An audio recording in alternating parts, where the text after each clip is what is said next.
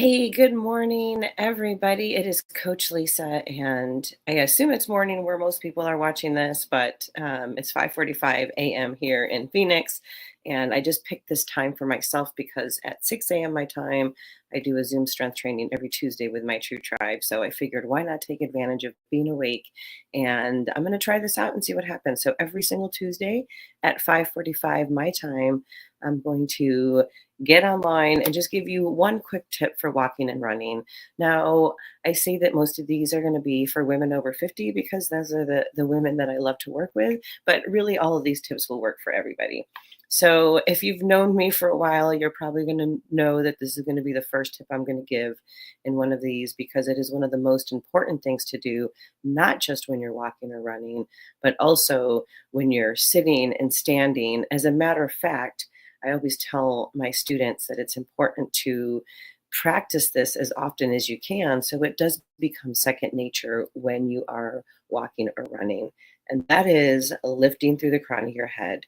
I had a private session yesterday and he couldn't believe what a difference that made for him because for him, his hip was dropping every time he landed. And lifting through the crown of your head really makes the integrity of your whole spinal column and makes it so your core is engaged and you're using your legs less. So it's one of the best things you can do for your posture, especially as we age.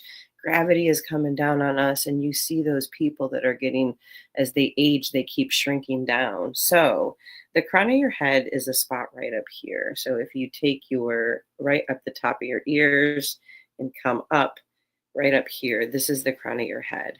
And the idea would be I used to wear a ponytail up here, so I could use this, but now I don't do that anymore. So you're right here, and then you're lifting through the crown of your head. So you could just see that if I'm just slouched on the couch right now, but if I go ahead and lift, it lifts me up and I can feel my core engaged. It's a very passive, a passive engagement, but that's really all it takes.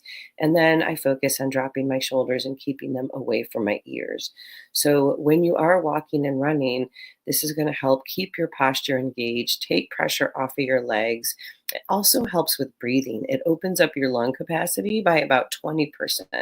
So just by lifting through the crown of your head, you don't need to pin your shoulders back. A lot of people think that they're lifting and they're getting tall and they start pinning their shoulders back. That's tension. In Chi walking and Chi running, we talk about alignment and relaxation. So we're not trying to tense that area.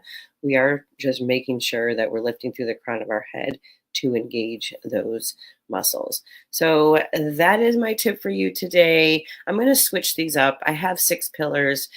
Speaking of, before I get into that, because these are going to be super quick, you I did in my YouTube video, I think this is on Instagram too. I can't tell right now. I haven't done one of these in a while.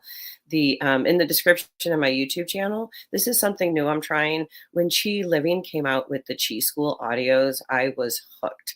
So I would listen to Danny in my ear, and then I would be working on my technique while I was doing that. So I started making my own little technique tune-ups, is what I call them. So I have 4 free audios for you. The first one is actually lifting through the crown of your head. So you could take them out with you on your walk or run. They're super short. They're 3 to 4 minutes. Again, the idea is just to get you started, get into position, and then go out and enjoy the rest of your walk or run. So check those out below in my YouTube description. Don't forget to subscribe or follow me. I will be doing this weekly. And my 6 pillars are technique, training, mindset, mindfulness, community, and consistency. And so I have found when I work with women over 50, these are the key things that really kind of make it so it's something you can do for the rest of your life. So there you have it. That is my tip for today. And I hope you all have the most wonderful day.